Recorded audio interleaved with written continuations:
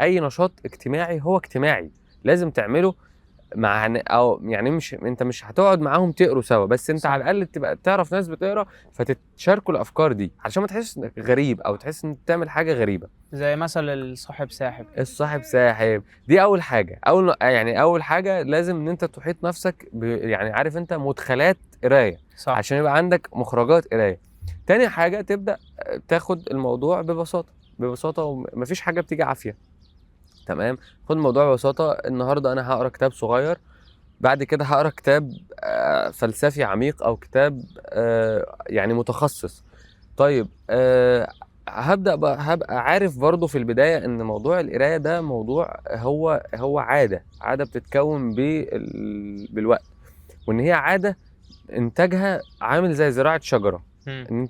يعني انت مش هتضرب الارض الشجرة تطلع وتطلع ثمرة، صح. لا تاخد دي وقت. عادة بتتكون بالسنوات، وسنوات طويلة، سنوات طويلة عشان تقدر ان انت تكون العادة دي ويبقى عندك قدرة على ان انت تقعد فترة طويلة مش مشتت. عندك قدرة او شغف ان انت تتتبع حكايات معينة او افكار معينة او موضوعات معينة. بس وابدأ اقرا في موضوع انت مهتم بيه.